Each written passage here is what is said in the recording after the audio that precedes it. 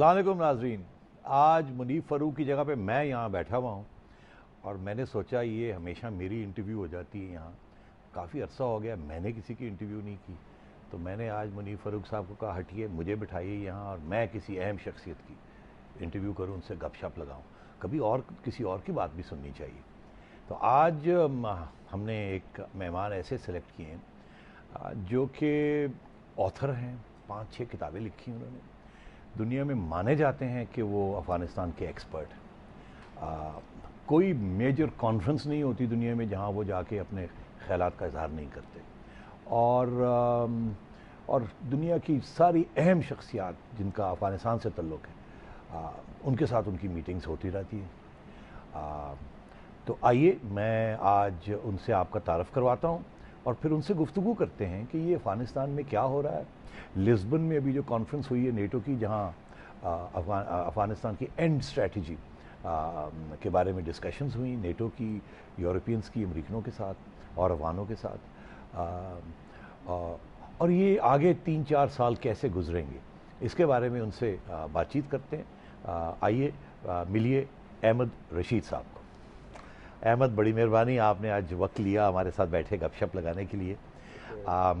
دیکھیے آپ بڑے ریئرلی آتے ہیں پاکستان ٹیلی ویژن پہ, آپ تو گھومتے رہتے ہیں ساری دنیا کے ٹیلی ویژن پہ آتے رہتے ہیں. میں نے سوچا آپ کو اپنی عوام تک پہنچانا چاہیے, آپ کے خیالات کا اظہار آپ کو موقع ملنا چاہیے. میں ذرا پہلے تھوڑی ہلکی پھلکی باتیں آپ سے کرنا چاہوں گا. آپ حامد کرزئی صاحب جو افغانستان کے پریزیڈنٹ ہیں ان کو کب سے جانتے ہیں؟ 26 سال ہو گئے جی. پہلے پشاور میں ملا تھا 82-84 میں, اور اس وقت سے ہماری دوستی ہے. دوستی بہت زیادہ, اور خاص طور پہ جب وہ طالبان کے دور میں جب وہ کوئٹہ میں رہ رہے تھے تو وہ آتے رہتے تھے اسلام آباد ڈپلومیٹس کو ملنے کے لیے. لاہور میں آپ کے گھر بھی آئے ہیں؟ جی ہاں, لاہور میں میرے گھر آ کے ٹھہرے بھی ہیں, اور بلکہ ان کو 3 مہینے پہلے 9/11 سے 3 مہینے پہلے ان کو ISI کی طرف سے ان کی ویزا کینسل ہو گیا تھا اور وہ بہت پریشان تھے. وہ میرے گھر آ کے ٹھہرے تھے. 2001 کی بات کر رہے ہیں؟ جی ہاں, جی ہاں. اور یہ جو امریکہ کے اوپر حملے سے کوئی 3 مہینے پہلے, اور وہ آ کے میرے گھر بھی ٹھہرے تھے اور بہت پریشان تھے, اور وہ ہم ڈسکس کر رہے تھے کہ ان کو کیا کرنا چاہیے. تو کیوں ISI نے کیوں ویزا نہیں ان کو دلوا دیا؟ بس پتہ نہیں کیا, نہیں مطلب انہوں نے افغانستان جانا تھا. یہ طالبان کے خلاف تھے نا کوئٹہ میں, وہ انہوں نے طالبان کے خلاف کافی مہم چلائی ہوئی تھی افغانوں کے درمیان. تو یہ ویزا کہاں کا چاہیے تھا ان کو؟ پاکستان کو رہنے میں, اچھا رہنے کے لیے ان کو. امریکہ میں رہتے تھے یہ پہلے؟ نہیں, پاکستان میں تو رہتے تھے مگر ویزا کے ساتھ رہتے تھے نا, وہ افغان سٹیزن تھے نا, افغان پاسپورٹ تھا ان کا, تو وہ ویزا رینیو نہیں ہو رہا تھا ان کا. ISI نے کہہ دیا تھا کہ آپ کا ویزا ہم رینیو نہیں کریں گے, تو پھر آپ جائیں, ملک سے جائیں باہر. اچھا. اور یہ تھا طالبان کا پریشر تھا پاکستان کے اوپر کہ آپ اس کو نکالیں, اس لیے یہ ہمارے خلاف ایک مہم چلا رہا ہے. کہ امریکہ کے ایجنٹ تھے؟ نہیں, امریکہ کے تو میرے خیال میں ایجنٹ نہیں, بالکل نہیں تھے. یہ اپنے طور پہ طالبان کے خلاف, جیسے بہت سے لوگ تھے جو اس وقت پشاور میں کوئٹہ میں تھے جو طالبان حکومت کے خلاف تھے. مطلب یہ کہ یہ طالبان کے خلاف تھے مگر پاکستان کی ISI انٹیلیجنس ایجنسی ان کو اپنا بندہ نہیں سمجھتی تھی. نہیں, پاکستان تو اس وقت طالبان کی بہت حمایت کر رہا تھا. صحیح. اور طالبان کی تو وہ بالکل ساتھ تھا, اور بلکہ جو بھی طالبان کے دشمن تھے وہ پاکستان بھی ان کے خلاف. تو 9/11 ہوا اور پھر نیٹو کی سمٹ ہوئی اور بون میں, اور اس وقت ان کو چن لیا امریکنوں نے کہ ان کو لے کے جانا ہے افغانستان اور وہاں انسٹال کرنا ہے. ان کی جو سب سے اہم بات تھی کہ یہ واحد پشتون تھے جو اندر گئے اور جنگ شروع کی طالبان کے خلاف. آپ کو یاد ہوگا پہلے تو ایک عبدالحق تھے, وہ اندر گئے, وہ مارے گئے طالبان کے ہاتھ سے, اور پھر مگر ساؤتھ میں کندہار کے علاقے میں یہ واحد پشتون تھے جو اندر گئے. اور دنیا جو تھی ان کے اوپر وہ نوٹس کر رہی تھی کہ باقی تاجک تو لڑ رہے تھے, ازبیک لڑ رہے تھے, باقی قومیں سب لڑ رہی تھی طالبان کے خلاف, مگر پختون نہیں لڑ رہے تھے, اور یہی اندر گئے. اگر ایسی بات ہے تو یہ اندر کیسے چلے گئے؟ یہ کوئی میجر ٹرائبل لیڈر تھے, ان کا لشکر تھے, یا ان کو امریکہ کی سپورٹ تھی؟ ٹرائبل لیڈر تو تھے. پاپلزائی کے ان کے جو والد تھے وہ سردار تھے پاپلزائی ٹرائب کے. دورانی کا جو اہم ایک ٹرائب ہے کندہار کے علاقے میں, اور ان کے والد مارے گئے تھے طالبان کے ہاتھ 1998 میں, اور وہ قتل ہوئے تھے کوئٹہ میں. اور اس وقت سے پھر وہ حامد کرزئی جو تھے وہ طالبان کے خلاف ہو گئے. تو امریکنوں نے ان کو کیسے چنا بون میں؟ اور بھی اتنے کینڈیڈیٹس ہوں گے، ان کو جہاز میں بٹھایا، افغانستان لے گئے، کابل میں بٹھایا. میرے خیال میں اہم بات تو یہ تھی کہ ایک پختون ہو، دوسری یہ کہ طالبان کے خلاف کس نے ہاتھ اٹھایا ہے، ایک ہی آدمی تھا جس نے ہاتھ اٹھایا تھا، یہی تھا.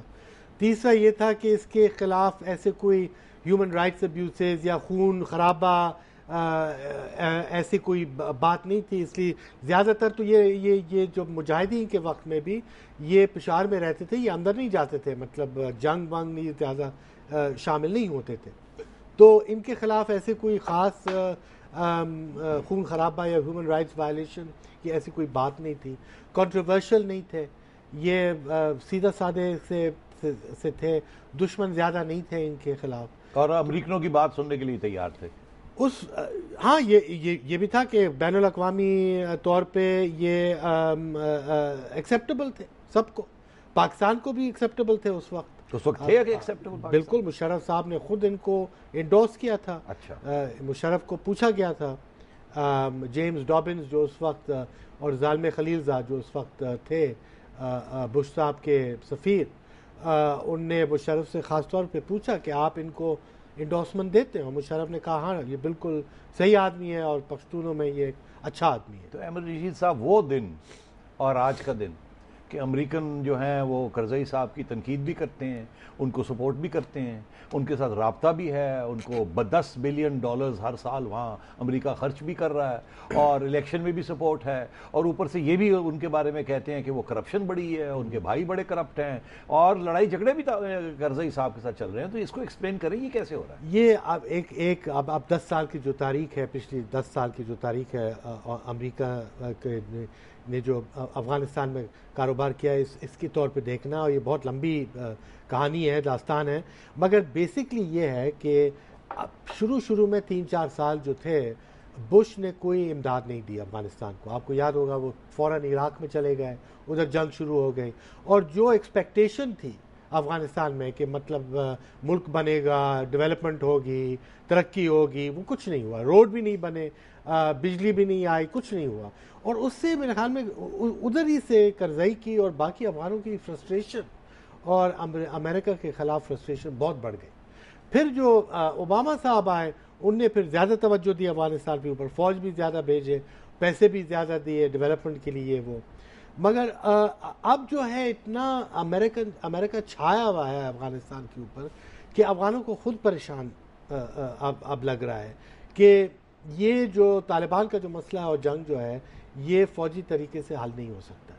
اور کرزئی کا تو ابھی بہت یہی خواہش ہے کہ بات چیت ہو طالبان کے ساتھ، اور فوجی کاروبار کم ہو، اور امریکہ اور اوباما جو ہے وہ مجھے سپورٹ کرے بات چیت میں. پاکستان اور افغانستان کے درمیان جو تعلقات ہیں، پہلے مشرف کے اور کرزئی کے تعلقات تو اچھے نہیں تھے، بہت خراب. اب مجھے 30 سیکنڈ میں یہ بتائیے کہ ہمارے جنرل کیانی کے تعلقات اور کرزئی صاحب کے تعلقات بہتر ہیں یا خراب ہیں یا ویسے ہی ہیں؟ بہتر تو ہیں. کیانی اور جنرل پاشا ISI کے جو چیف ہیں وہ 3 دفعہ تو ملے ہیں خفیہ طور پہ کرزئی صاحب کے ساتھ، اور ان نے بھی کوشش کی ہے کہ بات چیت چلے طالبان اور کرزئی کے درمیان. پاکستان نے تو کوشش کی ہے کہ کوئی بات چلے. تو پہلے سے تو کچھ بہتر ہے، مگر ابھی تک ٹرسٹ بالکل نہیں ہے، سسپیشن بہت ہے. کیانی کرزئی کو ٹرسٹ نہیں کرتا ہے، کرزئی کیانی کو ٹرسٹ نہیں کرتا ہے. تو کانفیڈنس درمیان میں آپس میں نہیں. مہربانی. ناظرین، ایک بریک لیتے ہیں اور پھر احمد رشید صاحب سے یہ گفتگو جاری رکھتے ہیں.